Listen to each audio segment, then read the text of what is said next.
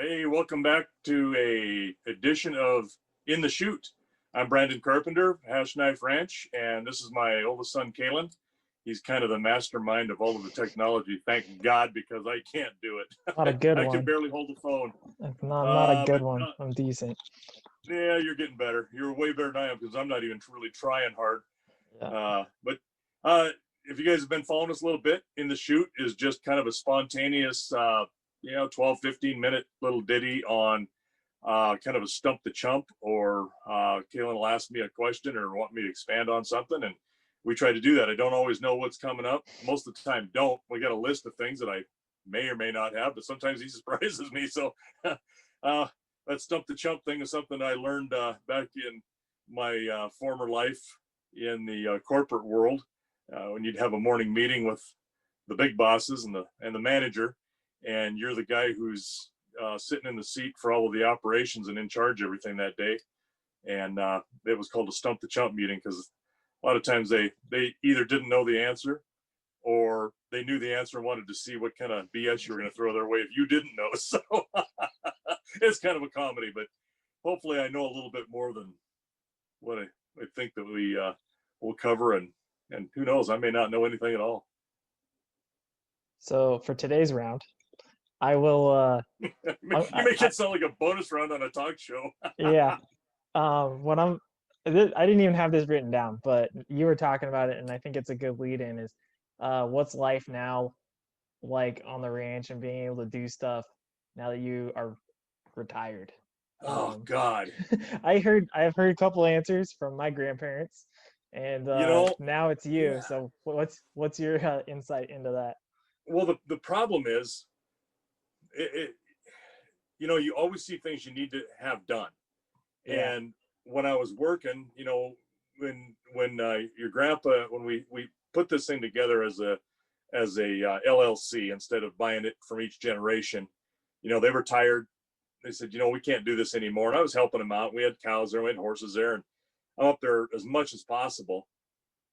And they said, we just can't do this anymore. We're going to either sell it, this place, or if you guys want it, and including my brother and sister, and neither one of them had a lot of interest in it, and uh, probably didn't have the capital. And of course, we're struggling. But I had this other job, and we formed the LLC, and then put me in as manager with your grandpa and your grandma, and then your mom and I as officers, me as a manager. But bouncing stuff off of dad all the time, like normal from the time I grew up. But you always see things you want to do, you need to change. And then I would go to work, and I'd be, working 12-hour shifts, and on shift work from a string of nights, 12 hours from 5 in the morning till 5 at night, and then 5 at night till 5 in the morning when it flip flopped. And so you get as much done as you can while you can, and everything is in a hurry. I mean, yeah, everything is at top speed. I literally would get out of the pickup and run to the feed pickup, when I drive up there, or run to the tractor, because every minute counts. I may have to plow a bunch of snow so you get stuff count, or fed, a bunch of cows fed, or move some bales. And so every minute that you're up there means you're not getting any sleep, and you seems like you get 12 hours between shifts, but you don't really get 12 hours. I mean, no, that's just the time you're on, and you got right, an hour of travel time on either side of that, or on one total, half hour before, half hour after. And then you got to drive to the ranch and back. There's another 2.5.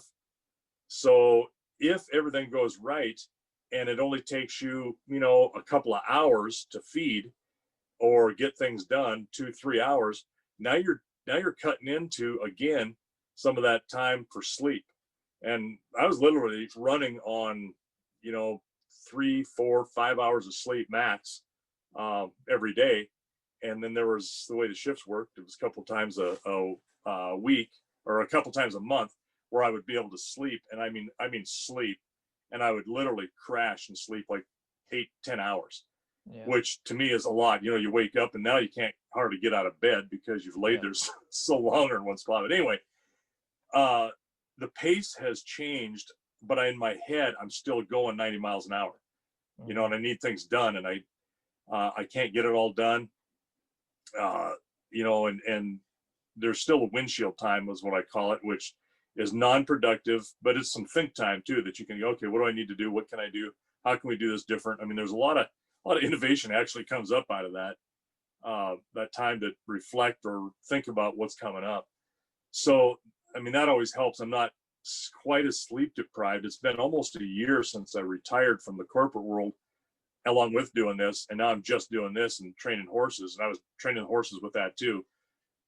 But I'm still tired all the time. I guess it takes a while. I've seen people that have retired from shift work, and in 6 months, they look like they've dropped 15 years. They're Yeah. like, my God, they look young. But I don't think that's happened to me. I'm still look Different the same. lifestyle. Yeah, it's a lifestyle. So I'm still tired a lot. And this daylight savings time has really hit me hard, because before I was on a schedule that it didn't matter what, you didn't see the sun, and so you were stuck whether you're working straight nights or days. It didn't matter, you didn't see the sun. And so this time now I'm seeing the sun, and it's setting pretty early. And that's really affected me. I was like looking at my clock or the watch last night. We got done preg testing and got everything taken care of, the vaccinations, made sure everybody was okay. We came back, ate some supper, and I looked at my watch at 7 o'clock. I thought it was like 9:30, and like, Yeah. oh my God, are you kidding me? I could hardly keep my eyes open. So you try to force yourself to stay awake so you can sleep, but I'm up all hours of the night too. So like last night, I was up 3 different times. Can't get back to sleep. It's just not changed much, but I am getting some more things done. It's not just hitting the high points of what must be done. Now I'm starting to dig into some things that, taking a little time, and I can use the time to do it. I've told your moms that I don't know how in the world I did this, for the last 6 years, um, working 2 jobs, training horses, teaching clinics, and getting everything done. And she goes, well, you've traded a job for sleep, because Yeah. I wasn't sleeping. No, literally, I just would not sleep. So that's kind of been, it's nice that way, but I'm still not sleeping. I'm getting more sleep, but it's not restful. Yeah. I So was I don't know. I was thinking about a lot of that because um the way you started this episode, and then um seeing some of the videos you sent from the preg testing and the culling and stuff yesterday. And I think the video I'm about to refer to is already up on Facebook, but you talked about you didn't worm because it's actually an applicant to their hide and stuff like that, and just too cold and whatnot. And I thought about that this morning. I was like, man, it's a good thing he's retired now, because like you were saying, being in a hurry, you probably would have just said, no, we got to do it, and it Yeah. wouldn't have been as effective or near quality work as what you're gonna do when you wait and warms up and you can apply it the right way. And I think that's I think, like, looking at it, looking at what grandpa went through and you're going through, I think it's beneficial because now you're, like I said, you're doing more quality work. You're focusing on things that are also important. It's not just maintenance. And it's I think that's, to an extent, it's weird because it's like, oh, I no longer have 2 jobs. I just have this one job, and now I can focus solely on this one job. It's weird how it seems like we're talking about the life cycle and the lifestyle of ranching, especially in Montana.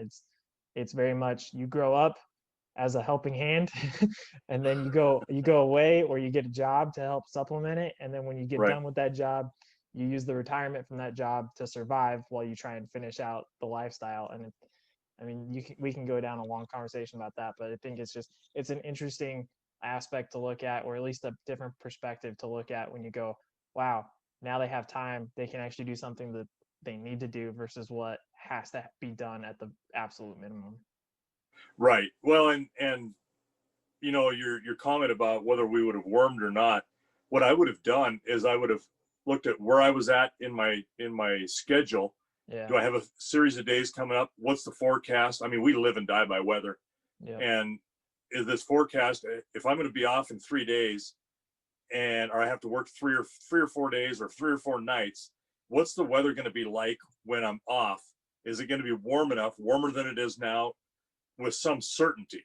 And if it is, okay, we won't do it. Otherwise, if it's going to get cold and stay cold, you're better off just going ahead and doing it. So yeah, you make decisions based on the unknown, and that's in anything really, but this is short-term unknown, and you can't change it. You can't do anything about it.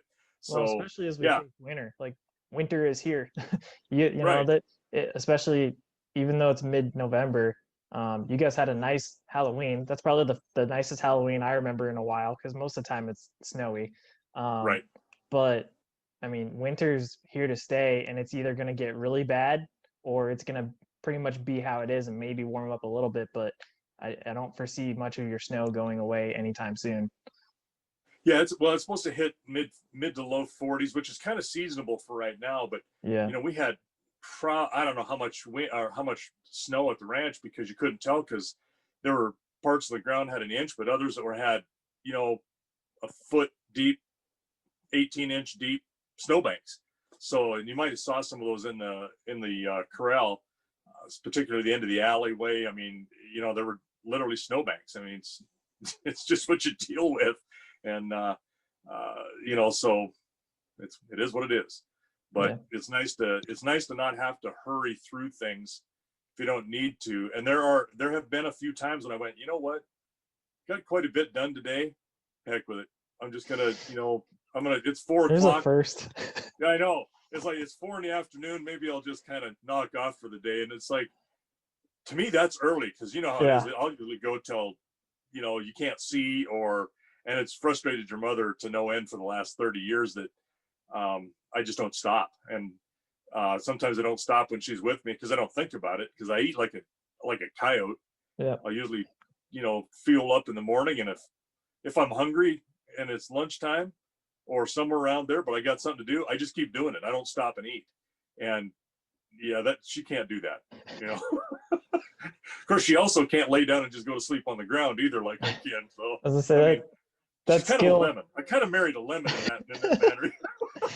As I say, that skill definitely has paid off for me in my military career so far. So, Oh yeah, learn to uh, sleep anywhere. Doesn't matter. well, sleep anywhere and eat whenever you can. Eat when you can. MRE a day. That's all you need. Yeah, just as long as you got caloric intake, and I don't need that kind of caloric intake either. So Yeah. I can kind of survive. The vet and I were joking about that yesterday.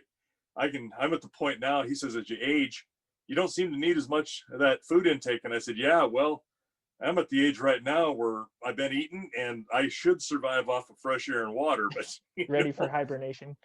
exactly. Yeah.